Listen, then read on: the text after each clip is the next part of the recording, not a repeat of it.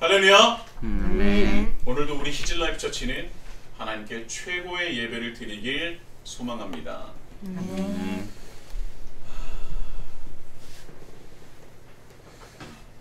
현 시대의 최고의 지성이라고 불리는 조던 피터슨은 예수님을 믿지 않았지만 그 성경 자체는 사람이나 사회에 좋은 영향을 미친다고 생각을 했었습니다. 그래서 그는 최고의 심리학자지만 성경을 집중적으로 연구하고 자신만의 해석을 통해서 수많은 강의나 또한 자신의 저서를 통해서 성경의 필요성과 성경의 가르침과 그리고 여러 가지 말씀을 직접적으로 간접적으로 많은 대중에게, 특히 젊은이들에게 알려왔습니다. 그가 가르친 성경에 대해서 그의 해석은, 그 독특한 해석은 많은 학생들에게, 많은 젊은이들에게 이 성경이라는 것 자체가 매우 흥미롭게 다가갈 수 있는 길을 열어주게 되었어요. 또 오히려 기독교에 대해서 반감을 가지고 있었던 사람들에게도 성경을 다시 보게 하는 그런 계기를 가지게 했습니다. 이 조던 피터슨의 성경 해석은요, 저에게도 굉장히 큰 영향을 주었습니다. 많은 것들의 영향을 받았고요, 감명을 받았고, 다시금 저 또한 성경을 다시 보게 하는 그런 책이었어요.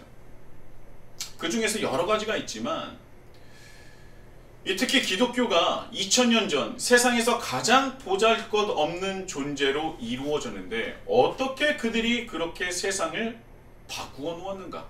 어떻게 세상을 뒤집어 놓았는가?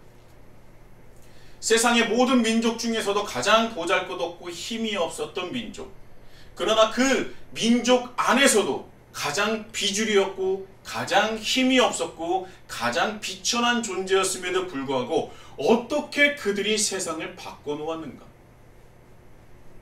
어떻게 그들이 로마 자체를 변화시킬 수 있었던 것인가?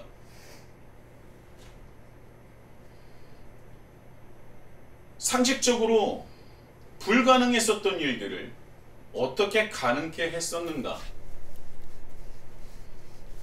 그 근본적인 힘이 무엇인가? 고민하고 연구했던 겁니다. 그런데 그 조던 피터슨이 발견한 것은 그렇게 세상에서 가장 보잘것없고 힘이 없는 그들이 세상을 변화시킬 수 있었던 가장 근본적인 힘은 바로 희생이라는 것이었어요. 초대교회 그리스도인들의 가장 강력한 무기는 희생이었다는 겁니다. 그리고 더 나아가서 초대교회 그리스도인들이 그 희생이 바로 믿음이라고 생각했다는 거예요. 그러니까 그들이 느꼈던 것은 희생은 곧 믿음이었다는 겁니다. 왜요? 그가 경험하고 봤었던 예수 그리스도, 더 나아가 예수 그리스도의 십자가가 희생을 상징하기 때문입니다. 믿음이라는 것은 예수님을 따르는 것이고 예수님을 본받는 것이고 그리고 예수님처럼 살아가는 것을 뜻한다는 것을 초대교인들은, 그 그리스도인들은 알고 있었던 것이죠. 그래서 예수님께서 십자가에서 이루신 그 희생적인 사랑이야말로 자신들이 따라야 할 믿음이라고 생각을 했던 것입니다.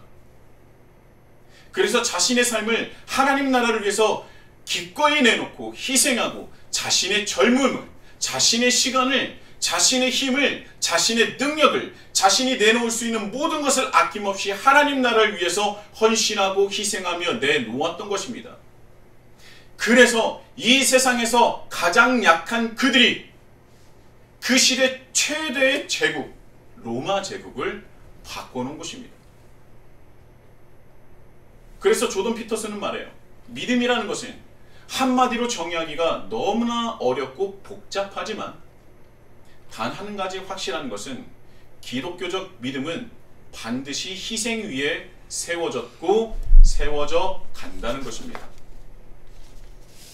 그래서 이 현대 시대에 교회가 또 미국뿐만 아니라 서양 세계에 있는 교회뿐만 아니라 우리나라도 마찬가지입니다.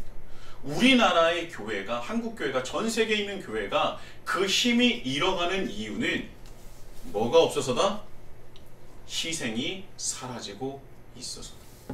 어느덧 우리 교회들은요, 기득권이 되어버렸어요. 권력의 중심이 되었습니다. 기독교의 태생은 원래 유대교에서 나오는 것이 아니었습니다. 유대교에서 나오는 것이 아니었어요. 유대교 안에서 그 복음의 본질을, 그 말씀의 본질을 찾다 보니 유대교가 그들을 견뎌내지 못해서 쫓아내게 되었고, 쫓아내진 그들이 더욱 약해진 것 같으나 오히려 그들은 자신의 희생으로, 희생의 믿음으로 말미암아 세상을 변화시켰던 겁니다. 그런데 지금 우리의 모습은 2000년 전 그들을 감당하지 못해서 쫓아내었었던 기득권층이 어느덧 되어버린 겁니다. 그래서 우리는 지키는 것이 중요해졌고 희생하는 것이 약해진 겁니다. 우리가 지금 가지고 있었던 기득권은 가져야 되겠고 놓치지 말아야 되겠고 이 권력과 힘과 많은 재물들을 가져야 하고 유지해야 하기에 무엇이 사라집니까? 희생이 사라졌다는 거예요. 그래서 교회가 성장하지 못하고 지속적으로 그 성장세가 꺾이고 오히려 마이너스가 되었다는 것이죠. 그런데 조던 피터슨이 그럽니다. 그렇다고 해서 교회에 갈 필요가 없는 것인가? 그렇지 않다고 해요. 저는 이렇게 말하면은 이제 교회 가지 않아도 됩니다 라고 얘기할 줄 알았는데 그것이 또 아니라는 거예요. 왜요? 그 안에 진리가 있기 때문에. 그래도 교회 안에 진리가 있고 복음이 있기 때문에 그들이 정말 예전에 희생의 그 믿음을 잃어버렸을 때 할지라도 그 안에 복음과 진리가 있기 때문에 첫 번째, 안 가는 것보다 가는 게 낫고, 두 번째, 당신들이 그곳에 가서 진리에 몸담아 희생하라 라는 것입니다.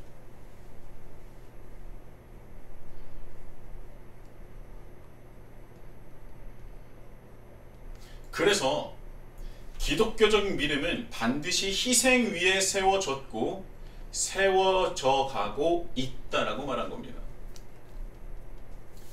그가 말하는 것은요, 예수를 믿는다는 것은 나의 삶을, 내 자신의 삶을 던지는 것이고 하나님 나라와 하나님을 위해서 던지는 것이고 바치는 것이다. 이것은 하나님을 믿지 않는 사람들이 절대 할 수 없는 아주 강력한 힘이다. 저 또한 성경을 읽고 연구하면서 깨닫게 되는 것이 있는데요. 특히 이 신약 말씀은요, 신약 성경의 말씀은 예수님의 희생적 사랑을 경험한 이들이 그분의 삶을 그대로 따랐었던 기록이라는 겁니다. 베드로나 다른 제자들, 그리고 사도 바울, 그리고 베드로의 그런 제자들, 수많은 제자들이 있지 않습니까? 그런 사람들의 24시간의 모든 기록에 담겨 있지 않지만 그럼에도 불구하고 그들이 어떤 것을 지향하며 어떤 것을 위해서 자신의 희생을, 자신의 삶을 바쳤는지가 그대로 기록되어 있다는 거예요. 그래서 그들의 역사가, 그들의 예수님의 본받음이 시간이 지나면 지날수록 더욱더 커져서 단 한 번도 이루지 못했었던 유대교의 반란과 봉기가 창과 칼이 아닌 복음으로 로마 제국을 변화시키고 로마 제국을 하나님 나라로 이끌었다는 겁니다. 물론 완전하진 않았습니다. 로마가 정치적으로 기독교를 이용한 것도 있겠죠. 그러나 중요한 것은 어떻게 그들이 기독교를 받아들일 수밖에 없었는지 또한 우리는 생각해 봐야 될 가치가 있다는 겁니다.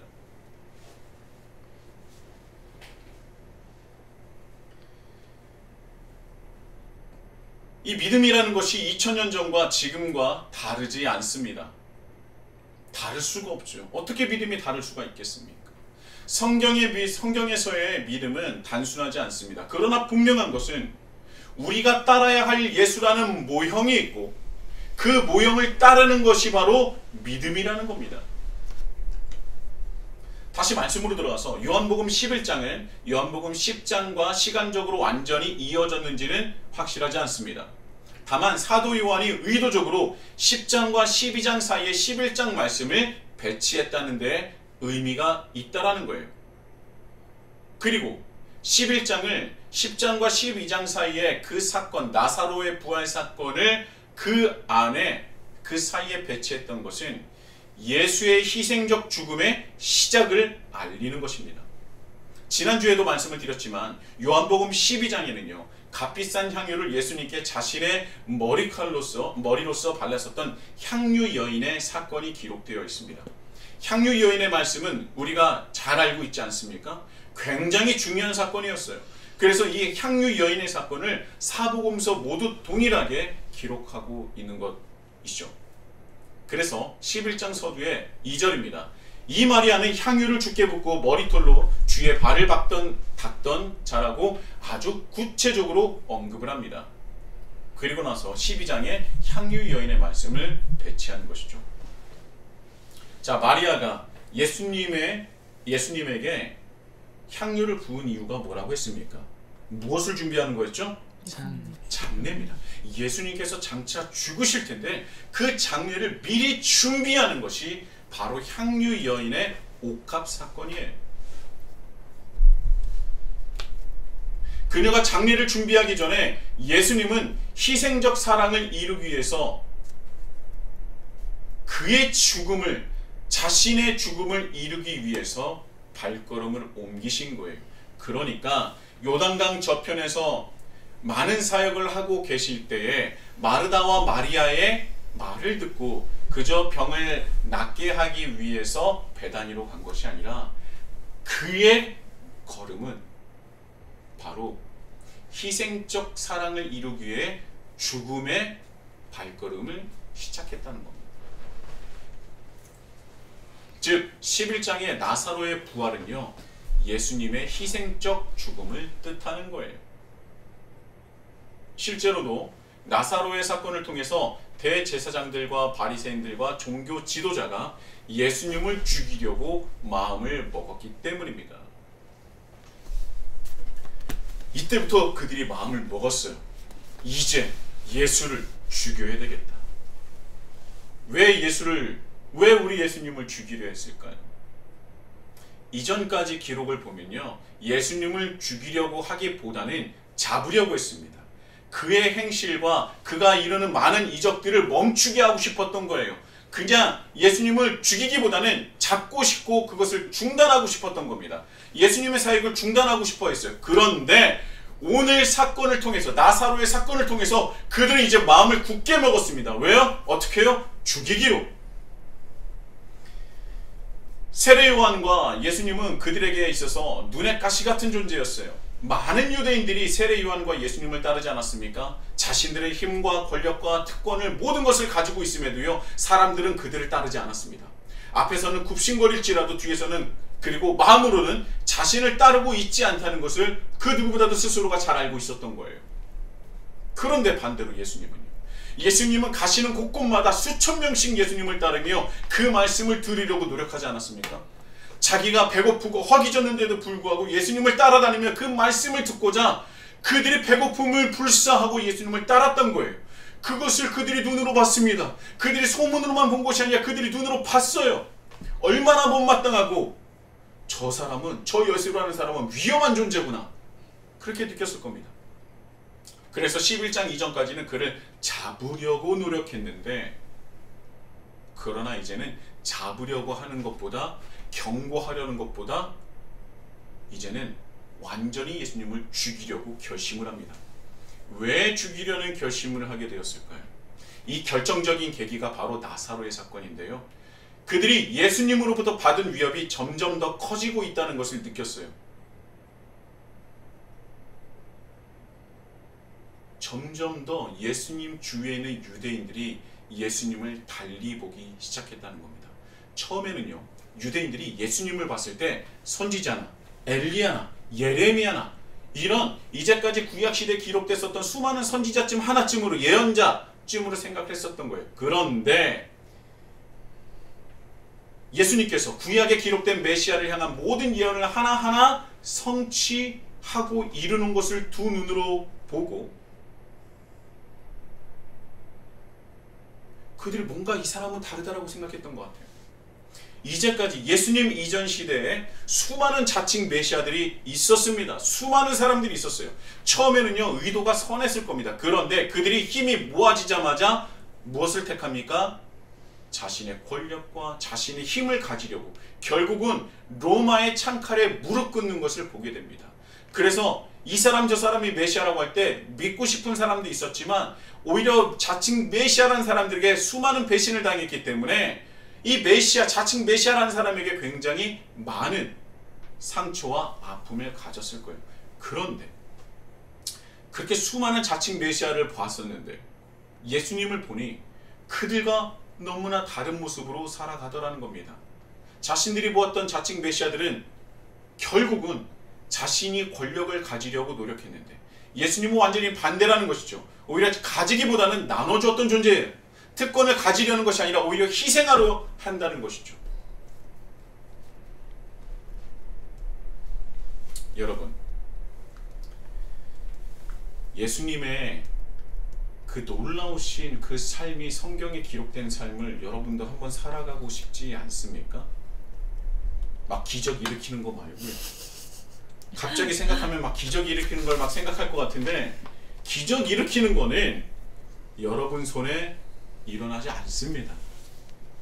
그렇지 않아요. 예수님도 기적을요, 예언을 성취하게 사신 것이지 그것을 막 과시하게 사신 것이 아닙니다. 그렇다면 우리가 이 성경을 통해서 예수님을 우리가 닮아갈 수 있는 것은 무엇입니까? 바로 뭐예요? 예수님의 삶, 예수님의 성품 담고 싶지 않습니까?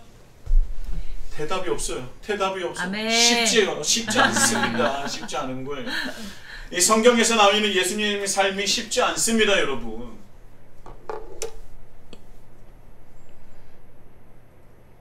그렇기 때문에 그 쉽지 않는 그런 삶을 살아가셨기 때문에 유대인들이 예수님을 달리 보기 시작한 거예요.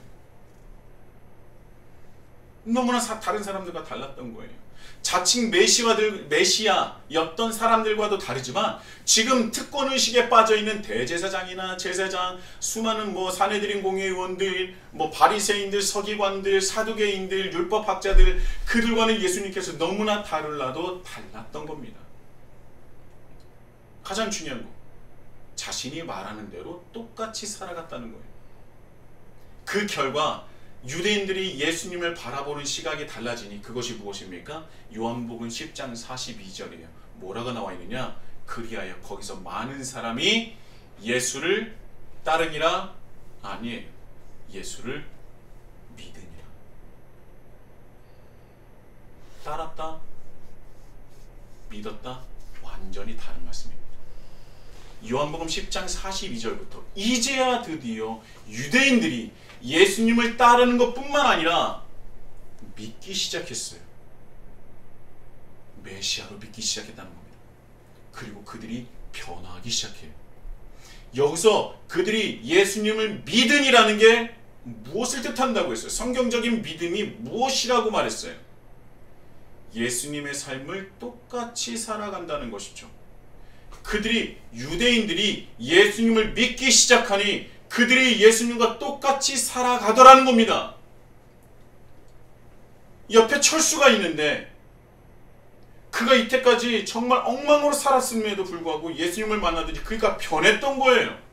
변하려고 막 노력하는 거예요. 갑자기 도깨비 방망이처럼 뾰로롱 해서 갑자기 변하는 게 아니라 그가 철수 자기 스스로가 변하려고 노력하는 게 눈으로 보이더라는 겁니다.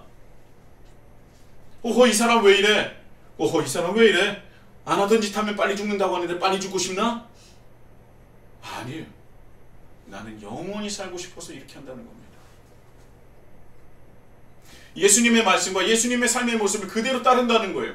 그러니까 그 소문뿐만 아니라 사람들이 변하기 시작하고 그 변화가 사람들의 눈과 귀와 입으로 통해 전해지다 보니까 정말 예수님을 믿는 사람들이 삽시간에 퍼지기 시작합니다.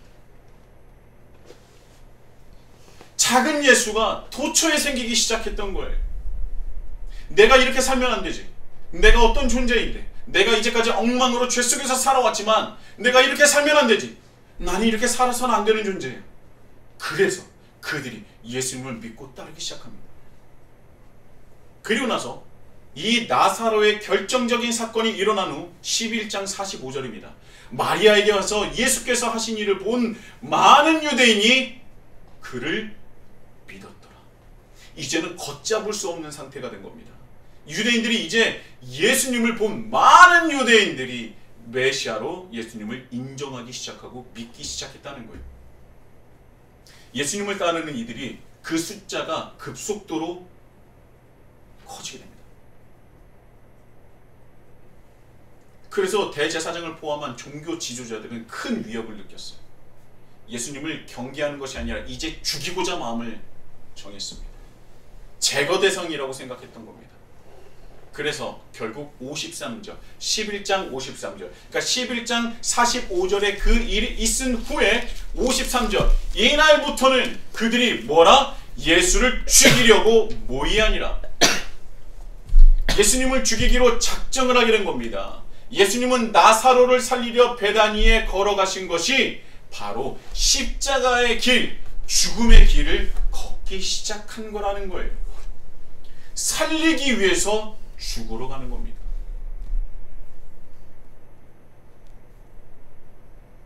자, 이 말씀을 우리는요, 그 생각을 가지고 다시 봐야 합니다. 마리아와 마르다가 보기에는요, 나사로는 심각한 병에 걸리긴 했으나 죽을 것까지는 생각을 안 했던 것 같아요. 왜냐하면 3절에 보면요, 사랑하시는 이가 병들었나이다 라고 그 정도로 말을 하지 않습니까? 총각을 다투고 오늘 내일 하는 것 같으면 이렇게 말을 하지 않았겠죠. 주여 주님, 지금 우리의 오라비 당신이 사랑하는 나사로가 죽게 되었습니다. 빨리 집에 좀 가달라. 막 그렇게 얘기하지 않았겠어요. 근데 요한복음에 보면 그렇게는 말씀을 하시지 않는 것 같아요. 예수님, 우리의 오라비 나사로가 죽게 되었습니다. 이렇게 말하는 것이 아니라 지금 바로 당장 가시지요. 그렇게 말하는 것이 아니라 병이 당신이 사랑하는 이가 병들었나이다. 이렇게 얘기합니다. 그런데 예수님의 대답이 조금 이상해요. 예수께서 들으시고 이르시되 4절입니다. 이 병은 죽을 병이 아니라 하나님의 영광을 위함이요 하나님의 아들이 이로 말미암아 영광을 받게 하려 함이라. 마르다와 마리아는 예수님께 나사로의 병세를 정확하게 말했는지는 잘 모르겠습니다. 성경에는 그런 말들이 없기 때문이죠. 그러나 말씀만으로 본다면 마르다와 마리아의 말의 대답으로는 뭔가 예수님의 대답이 핀트가 어긋나 있어요. 왜냐하면 마르다와 마리아는 죽음에 대해서 말을 하지 않았습니다. 그런데 예수님께서는 직접적으로 죽음을 언급하고 계세요. 죽을 병이 아니니 안심해라. 죽을 병이 아니니 안심해라. 이 정도로 한다면 뭐 이해가 갈 텐데요. 이어지는 말씀이 이해가 안 되는 거예요. 우리 교회 역사상 예배 시간에 전화벨이 처음으로 울렸습니다. 사람이 많지도 않은데 네, 전화벨 네, 또 올 수 있으니까 전화는 꺼주세요. 자, 그래서 하나님의 영광을 위함이요. 그러니까 죽을 병이 아니니 안심해라. 뭐 이 정도면 이해가 갈 텐데 이 뒤에 이어지는 예수님의 말씀은 이해가 안 되는 거예요. 왜 죽을 병이 아닌데 이 이후에 왜 이 일이 나사로가 병들어 있는 것이 하나님의 영광을 위함일까? 더 나아가서 하나님의 아들이 이로 말미암아 영광을 받게 하려 함일까? 왜?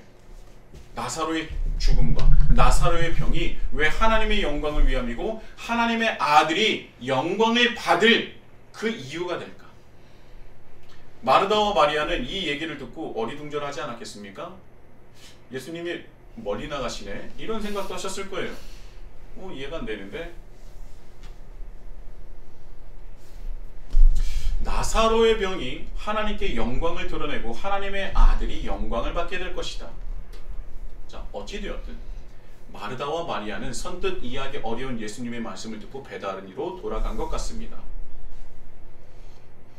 자, 우리는요, 이 말씀 이후에 일어날 사건을 우리가 잘 알고 있기 때문에 마리아와 마르다의 그 심정을 우리는 잘 알지 못할 수도 있어요. 이해하지 못할 수도 있습니다.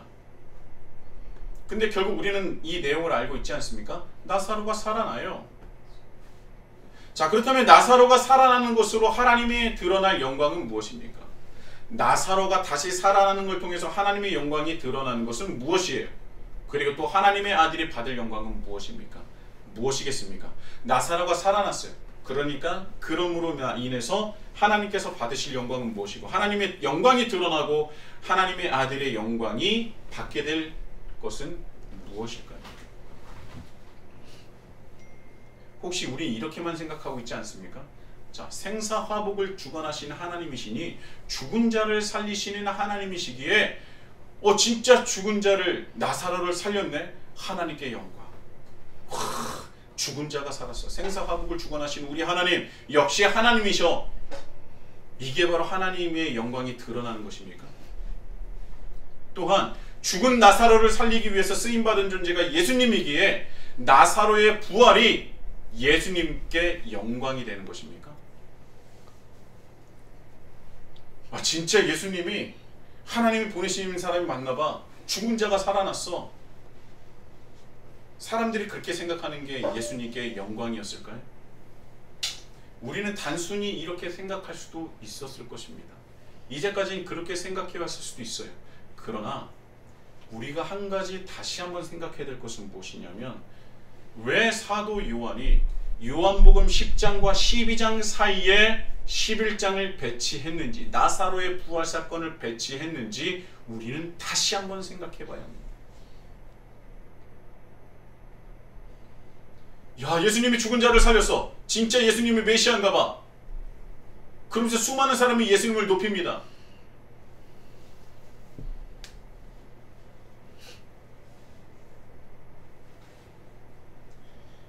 예수님께서 베다니로 가시는 그 길은요, 자신의 죽음, 십자가의 길을 걷는 그 시작점이라고 말씀을 드렸어요.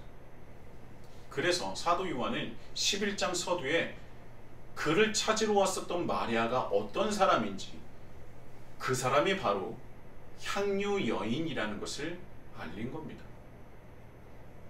그 의도를 드러내고 있다는 것이죠.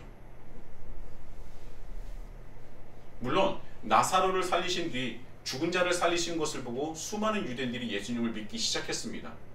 그렇기에 예수님께서 예루살렘에 입성하실 때 정말 수많은 사람들이 호산나 호산나 다윗의 자손이여 외치면서 종려나무 가지를 흔들었던 것 아닙니까? 예수님께서 예루살렘에 입성하실 때 수많은 사람들이 정말 환호하고 호산나 호산나 다윗의 자손이여 하면서 자신들의 겉옷을 그 땅에 깔아가지고 예수님께서 그 길을 걷게 하신 거 아니에요? 정말 그것이 예수님께서 말씀하시는 하나님의 영광이요, 하나님의 영광을 드러내는 것이요, 하나님의 아들인 자신의 영광을 받게 하는 것이 그것이었습니까? 예수님께서 생각하시는 영광이 그런 거였습니까? 아니에요. 그렇지 않다는 겁니다.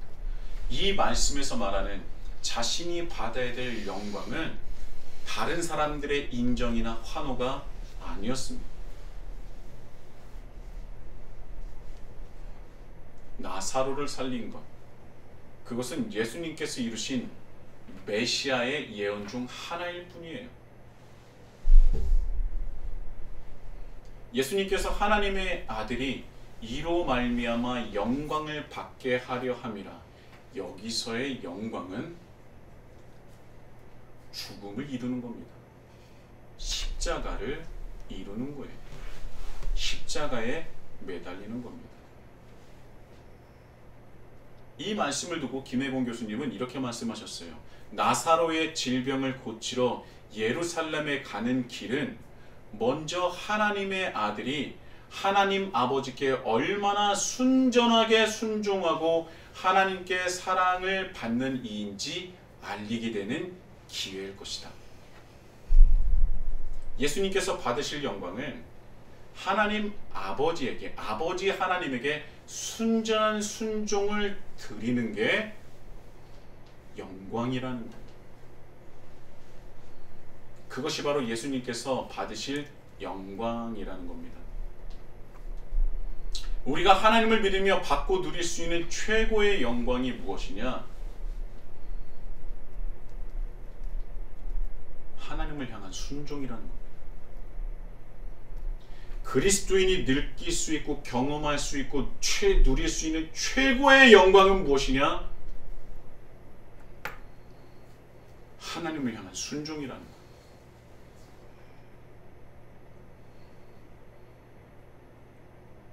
하나님의 뜻을 깨달아 하나님의 뜻을 이룰 수 있는 그 영광. 하나님이 나와 함께 하시고 하나님께서 나를 이끄시고 나를 통해 일하시는 것. 그것이야말로 하나님을 믿는 우리가 누릴 수 있는 최고의 영광이고 그것은 순종을 통해서 이루어질 수 있다는 것입니다. 그것을 예수님께서 받으실 최고의 영광이라고 말하는 거예요. 수많은 사람들이 야 진짜 죽은 자를 살렸어. 진짜 메시아인가 봐. 호산나 호산나 다윗의 자손이여 나의 그 외투를 사뿐히 지려밟고 가시옵소서. 수많은 사람들의 환호가 인정이 아니라는 겁니다. 예수님의 받아야 될 그리고 누려야 될 영광은 그것이 아니라 죽음의 길 하나님의 뜻을 받들어 희생적 순종의 사랑을 이루는 그 발걸음이야말로 예수님께서 누릴 수 있는 예수님께서 받으실 수 있는 최고의 영광이라고 오늘 말씀을 통해서 우리에게 알려주시는 것이죠. 예수님께서 나사로를 살리시며 받을 영광은 메시아로서의 추앙이 아니라 추종이 아니라 바로 하나님의 뜻을 순종하여 하나님께서 나를 통하여서 일하심이 바로 최고의 영광이라는 겁니다. 김혜봉 교수님이 더 나가서 이런 말씀을 하십니다. 나사로의 위독 상황이 하나님의 아들 인자가 십자가에 달려 하나님께 100% 순종을 바치는 계기가 된다는 것이다. 그 결과 하나님 아버지께 전적인 순종을 드리는 아들을 통해 아버지 하나님이 영광을 받으신다. 이 말씀이 무엇이냐면 하나님을 믿는 우리들이 누릴 수 있는 최고의 영광은 무엇이냐? 하나님의 뜻에 순종하여 내 삶을 바치는 믿음을 드리는 것이다. 그런데 그것이 무엇을 또한 이루느냐? 하나님께 영광을 드리게 된다는 거예요. 그것이 바로 오늘 본문 4절의 말씀입니다. 순종이 내가 누릴 수 있는 최고의 영광이고 내가 누릴 수 있는 그 최고의 영광을 누릴 때 하나님께 영광이 돌려진다는 겁니다. 하나님께 그 영광이 돌려진다는 거예요. 하나님의 이름이 하나님의 영광이 드러나게 된다는 겁니다.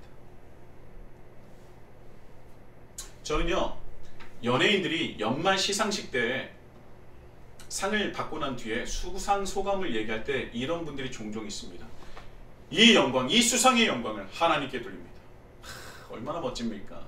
저는 그런 상을 받아본 적이 없어가지고 얼마나 기분 좋은지 모르겠는데 그 말하는 게 참 부럽기도 해요. 잘생기고 예쁜 연기자들과 가수들이 이 받은 상의 영광을 하나님께 돌립니다. 얼마나 멋집니까? 저에게는 개인적으로 참 좋게 들려요. 여러분 연기를 하거나 노래를 할 때 얼마나 많은 고생을 하고 얼마나 열심을 다했겠습니까? 그런데 그렇게 해서 받은 상을 자신에게 돌리지 않고 하나님께 돌린다는 것은 참으로 좋은 일입니다. 그런데 저는요 여기서 한 가지를 더 추구하고 싶어요. 뭐냐면 연예인들이 연기나 노래가 그들의 꿈을 실현하는 무대가 아니라 그러니까 그들이 연기나 노래를 하는 것이 그들의 꿈이 아니라 하나님 나라를 위한 순종의 무대가 그들의 꿈이었으면 좋겠다는 거예요. 많은 사람들이 직업이 꿈이 되어 그 직업을 가지기 원하고 또 거기서 성공을 하고 싶어 합니다. 그리고 나서 그 직업 안에서 자기가 하는 일 안에서 성공을 해야 꿈을 이뤘다고 말합니다. 그러나 그리스도인은 달라야 합니다. 그리스도인들의 꿈은 직업이나 성공이 아닙니다. 오히려 직업이나 성공은 하나님 나라를 위한 수단이 되고 자양분이 될 뿐이에요. 그리스도인이 가져야 될 최고의 꿈은 바로 하나님 나라를 이루는 것이며 그리고 그 하나님 나라는 나의 순종으로 이루어진다는 것입니다. 직업이나 성공은 하나님 나라를 확장하고 이루기 위한 자신의 끝없는 희생과 노력으로 얻은 그 결과예요. 그런 결과가 되어야 된다는 거예요. 그러니까 꿈이 직업과 성공이 아니라 내가 하나님 나라를 위해서 내 삶의 자리에서 정말 끊임없이 최고의 노력을 할 때 하나님께서 주시는 선물이 성공이 된다라는 것입니다. 내가 직업군 안에서 연예인으로서 성공하기 위해서 노력하는 것이 아니라 하나님과 하나님 나라를 위한 순종으로 하기 위해서 순종으로서 끊임없이 노력하는 거예요. 내가 연기자니까, 내가 가수니까, 나는 직장이니까, 나는 학생이고, 나는 교사니까, 나는 공무원이니까, 때로는 내가 대통령이니까 내 삶의 자리에서 정말 열심히 최선을 다하는 것이 하나님 나라를 위한 것이어야 한다는 것입니다. 그리고 그 안에서 우리가 어느 정도의 성과를 이뤄냈을 때 이 모든 것을 하나님께 영광을 돌리게 되면 하나님께서 하나님 나라를 위한 지난날의 여정을 통해 얼마나 나를 통해서 많은 것들을 이뤄내셨는지 보게 될 겁니다. 내가 삶의 자리에서 정말 열심히 일했어요. 내 삶의 자리에서 얼마나 열심히 최선을 다했는지 몰라요. 그래서 정말 어느 정도의 성과가 일어났습니다. 성과를 얻어냈어요. 그리고 지난날을 봤더니 나와 함께 하시며 역사하셨던 하나님을 발견하게 되는 겁니다. 하나님께서 지난날 그 여정을 통해서 얼마나 나와 함께 많은 일들을 이뤄내셨는지, 어떻게 나를 사용하셨는지, 나와 함께 하신 하나님을 감사하며 하나님께 영광을 돌릴 수 있게 되는 거예요. 그래서 수상소감이 이 상을 주신 하나님께 감사하고 또 이 상을 받게 하신 힘을 주신 하나님께 감사하는 것뿐만 아니라 내가 이 상을 받기까지 얼마나 내가 하나님을 위해서 노력했는지, 내가 얼마나 하나님 나라를 위해서 연기를 했는지, 내가 얼마나 하나님을 위해서 그렇게 순종하여 그 안에서 피땀을 흘렸는지, 우리는 그 모습에 더 감동해야 하며 하나님께 감사해야 하는 겁니다. 예수님은요, 십자가라는 순종을 통하여 하나님께 영광을 돌릴 수 있는 그 최고의 영광을 누렸습니다. 특권을 누렸어요. 그것이 바로 예수님께서 이 땅에 오신 이유요, 또 우리가 따라야 할 믿음 아니겠습니까? 말씀을 마치겠습니다. 사랑하는 히즐라이프 형제자매 여러분, 희생 없는 사랑은 없습니다. 그리고 희생은 순종으로부터 시작이 된다는 것입니다. 우리가 하나님 나라를 위해서 순종을 할 때 하나님은 분명히 우리를 사용하실 것입니다. 우리를 통해 하나님 나라를 확장하실 겁니다. 우리의 순종을 통해서 하나님은 하나님의 계획을 이뤄나가실 겁니다. 그래서 우리는요, 우리의 삶의 자리에서 최선을 다하지 않을 수 없습니다. 정말 최선을 다해야 됩니다. 그 순종으로 하나님은 우리를 사용하셔서 하나님 나라를 확장하시기 때문이죠. 오직 하나님과 하나님 나라를 위해서 장차 하나님께 영광을 돌릴 수 있는 최고의 영광을 누리기 위해서 최선을 다하고 희생하며 순종하셔 하나님 나라를 확장하시는 우리 히즐라이프 처치가 되시길 예수님의 이름으로 축복합니다. 아멘.